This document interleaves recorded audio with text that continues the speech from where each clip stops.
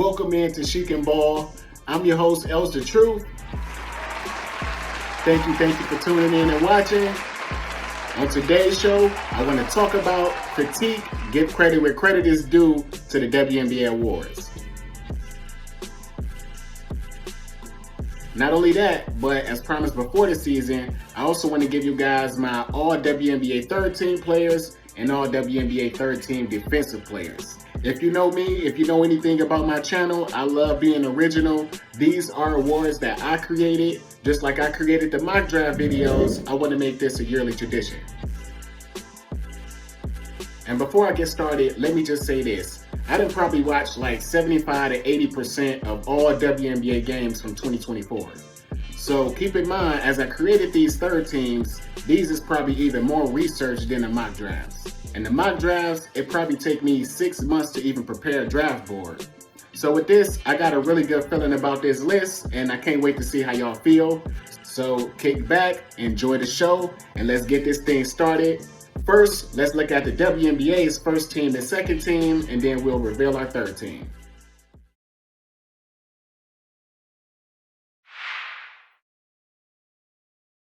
Now, I'm not going to be on camera all show, lucky for you guys, but as we look at the first team led by Caitlin Clark, followed by Nafisa Collier, Brianna Stewart, Alyssa Thomas, and Asia Wilson. Already I can see a problem with that first team. But before I break it down, here's the second team.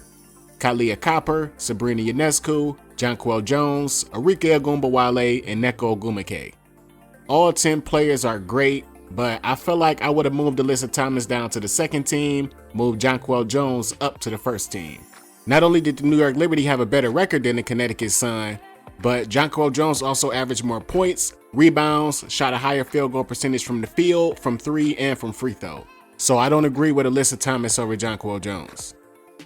Something else I don't agree with is Sabrina Ionescu being on either of these teams. A player that I picked from my third team had a higher point average than Sabrina Ionescu, shot a better three-point percentage, and a better percentage from the field. Sabrina Ionescu shot under 40% from the field this year and only 33% from three. She is great, and I understand she represented the WNBA in the NBA three-point contest, but 33% from three is not all WNBA. And I'm also taking into account that she shot 44% from three the previous year. Now, let's get to my list. I tried to keep it traditional, 2 guards, 2 forwards, and a big. And we gonna start in the backcourt with the player that I thought should have been on this second team over Sabrina Ionescu, Kelsey Mitchell.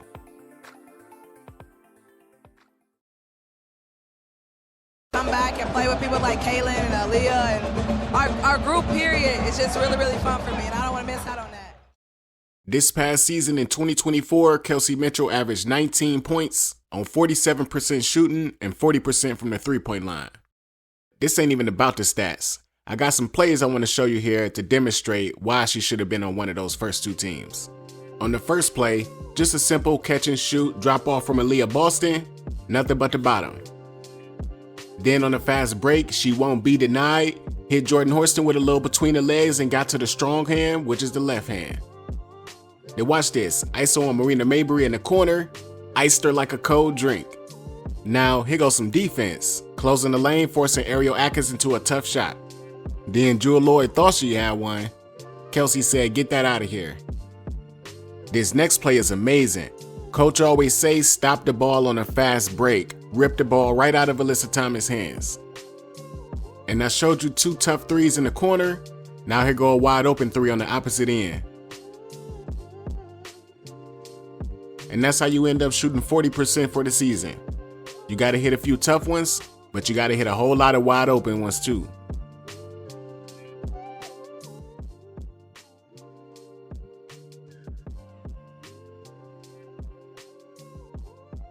And her backcourt teammate on the first edition of the All WNBA third team, Skylar Diggins-Smith. It's just the confidence that you have, just having confidence, having swag, being able to show off versatility, and just really show your true personality and still be a dog on the floor. Like that, those are things that can coexist.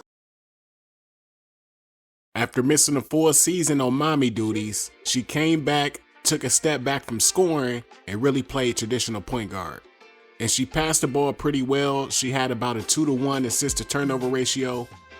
But the main reason I really wanted to put her on this list, Skylar Diggins-Smith was the only guard to finish in the top 15 in blocks and steals.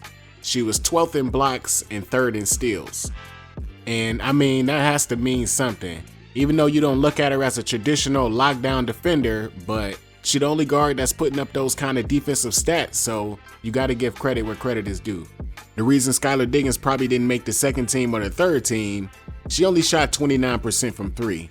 And she shot under 30% from 3 her last 2 seasons she appeared in.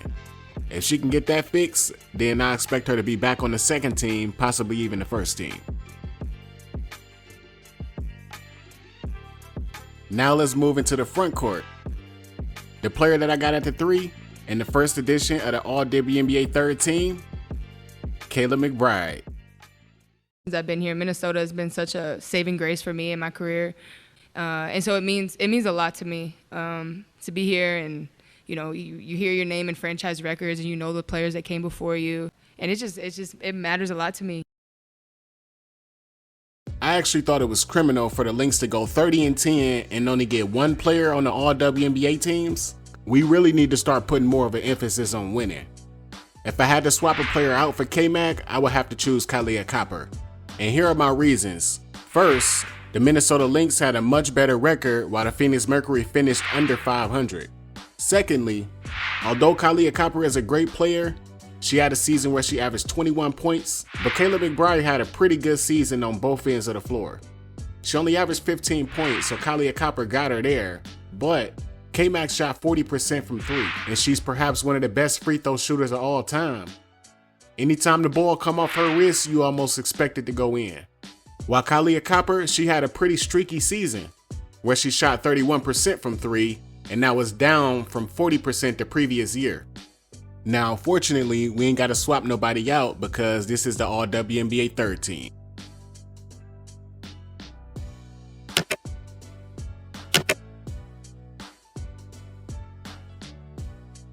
Now let's get to the bigs.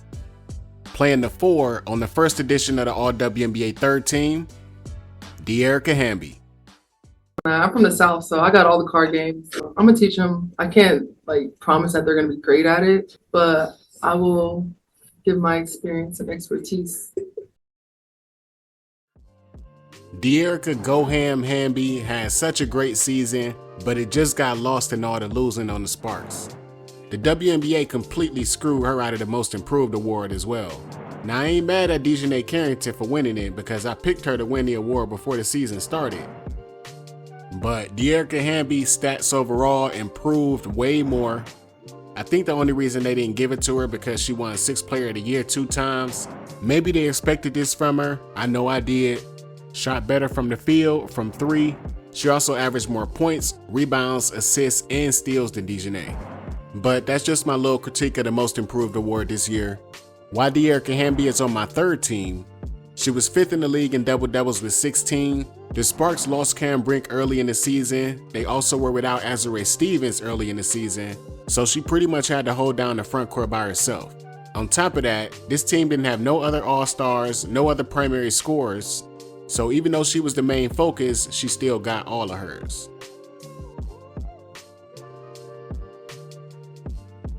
And finishing out our first edition of the All-WNBA third team, who I got playing at my 5, Angel Reese. Championship game, and I've been dealing with this for 2 years now. And understanding negative things have probably been said about me, but honestly, I'll take that because look where women's basketball is. People are talking about women's basketball, but you never would think that we'd be talking about women's basketball. People are pulling up to games. We got celebrities coming to games, sold out arenas. This one was pretty easy for me, to be honest.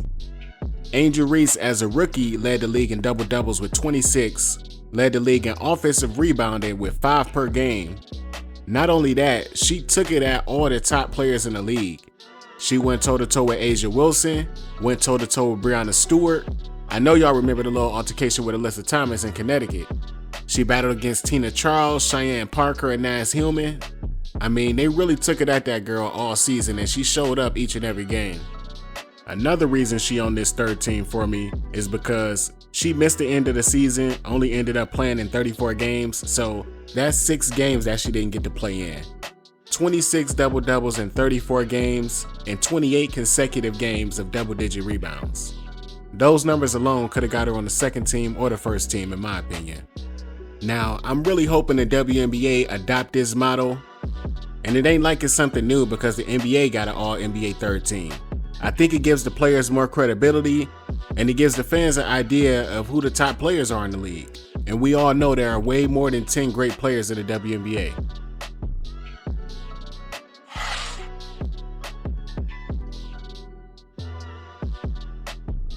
Now, let's get to the most important side of the ball, the defensive side of the ball, with our WNBA all-defensive third team. We're going to start by looking at the WNBA's first and second team, led by Dejanay Carrington, followed by Nafisa Collier, Brianna Stewart, Ezi Magbagor, and Asia Wilson. And for the second team, you have Tosh Cloud, Jonquel Jones, Neko Ogumake, Elena Smith, and Alyssa Thomas. Now, I feel like I definitely could have replaced one of those bigs, but we're going to keep those lists as is, and let's just get to the third team. We're going to start in the backcourt. The first guard on the all-WNBA third team, Arike Ogunbowale.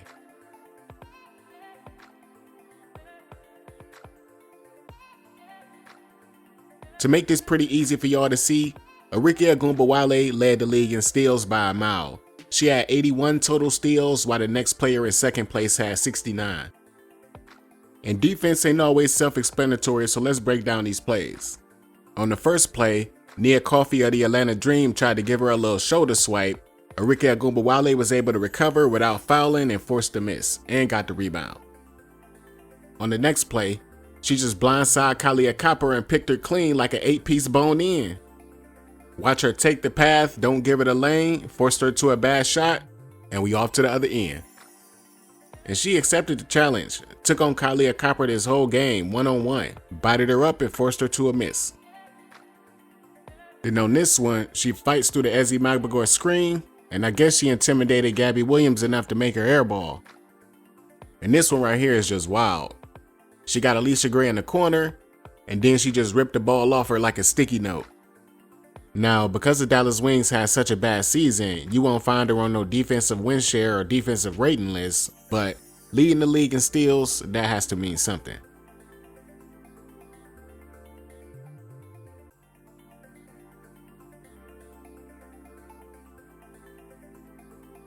Next player we have today on the first edition of the all-defensive third team, one of my favorite players to watch in the league, Betnijah Laney Hamilton. I mean, this is what you call a complete player, top to bottom. I mean, not only is she a 3-level scorer, 40% from the three-point line, 90% from the free throw line, 48% from the field.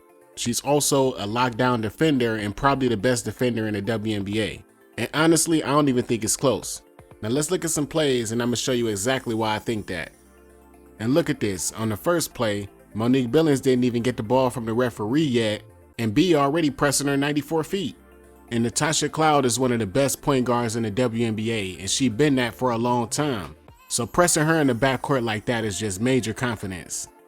And look how she just pushing Mo out the way, she not taking no switch, and Tosh Cloud end up turning over the ball.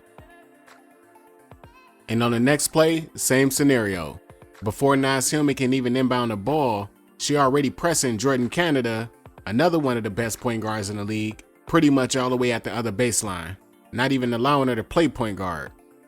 On this next play, another 94 feet, this time Natasha Cloud taking the ball out, and because of Betnijah Laney's defense on Tasha Mack, she just threw it way over her head and turned it over. And they ain't like her at all that had 2 unforced errors. Now again, just watch how she just pressed Jordan Canada right here. All the way at half court, damn near forcing the backcourt violation. These guards you would expect Sabrina Ionescu to be taking, but Betnijah Laney just that one.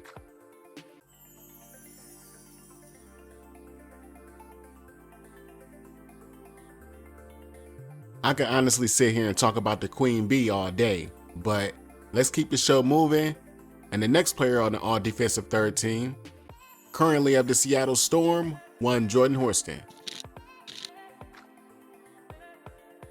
Jordan Horston, she could one day be a complete player. She just got to get that offense together. Credit to Seattle for always drafting great defensive players. They got Nika Mule. I hope to see her on this list next year. But let me show you these plays from JH to show you how she made this third team. I don't think she's one of the best on-ball defenders, but with her athleticism, how high she can jump, makes her one of the best help defenders in the league. On the first play, man, look how high she jumped after this dumb pass from Xander Lazzini. Then she went coast to coast and scored over Dorka Juhas and K-Mac. On the next play, after running up on Tip Harris, she didn't fall for the ball fake, kept her balance, kept her footing, got a good contest and forced her into a tough shot. Right here, after Diana Taurasi got past Sammy Whitcomb, she was met at the rim by Ezi Magbagor, who was on the first team, and Jordan Horston, who was now on the third team. On the next play, you can see Jewel Lloyd go for the pump fake and jump like crazy. Jordan Horston stayed there, didn't move, and blocked her shot. And watch her jump out on Jackie Young and force her into a tough shot. And if you notice, what she's good at is stopping players who got a quick first step. If you sit there and rock her to sleep, then you might be able to get a bucket on her. But if you just think you're going to try to do your little quick first step past her, nah, that's not going to work.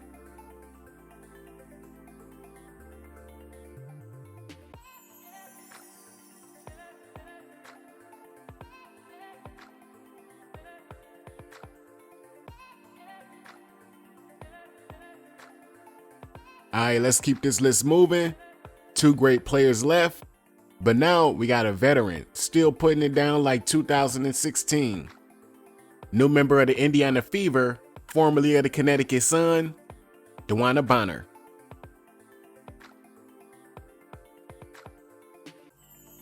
DeWanna Bonner has been a joy to watch in this league for so long, and that's what actually makes her a great player, the fact that she's so long. There's a double entendre for you. I can also say so long, my friend, if I want to make it a triple play. But since we still here, let's get to these DeWanna Bonner plays.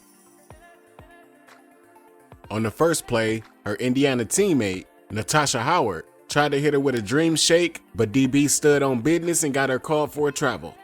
On the next play, this is something you almost never see happen. Somebody blocking Fee's famous fadeaway.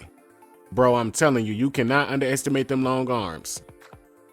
On the next play, she just met Aaliyah Boston at the rim and blocked it about 12-13 feet up in the air. And then watch Bridget Carlton. Where you think you going with that shit? Give me that. Not only can she reach at the rim, she can reach up in your pockets. Next play, bad pass from Breezy. DB jumped it. Then meeting Timmy Fag-Benley at the rim. Not on my watch. Then here she is bodying up Asia Wilson. Got her about to get teed up thinking she got fouled. And if you notice in these highlights, she is guarding players her size. She ain't out there just picking on smaller players. And sometimes when we say players need to get a little bit stronger, you can look at DB and say, hey, I don't need to get no weight. This is the prototype I aspire to be.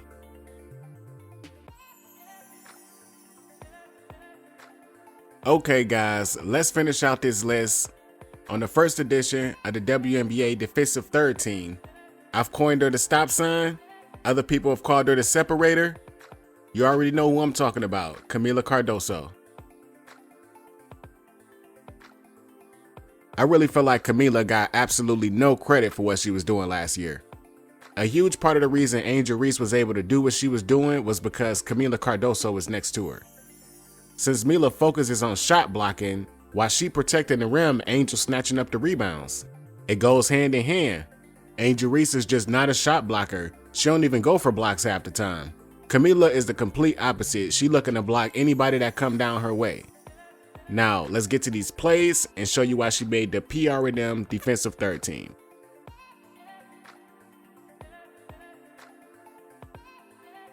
On the first play, the stop sign says no, as she blocks Dearica Hamby, who made our All-WNBA Third Team.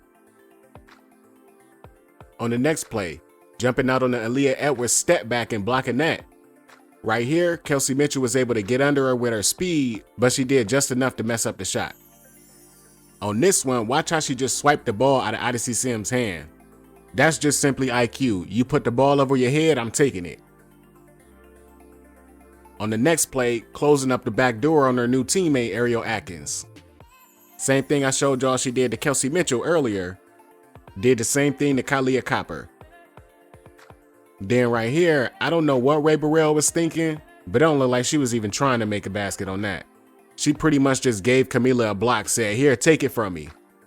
And as you've seen in this display, she is really good from the mid post to the low post, and Angel Reese is really good from the mid post to the high post.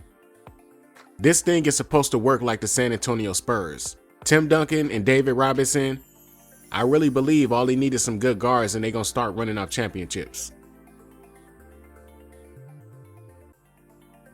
But there you have it, another episode of Chic and Ball. Have a final look at our all WNBA third team and our all NBA defensive third team. If you made it this far in the show, please like the video and comment your thoughts on both teams. That's all I'm gonna say for now. Thank you guys for listening and watching. I'm Els for PR&M. Talk to you on the next one.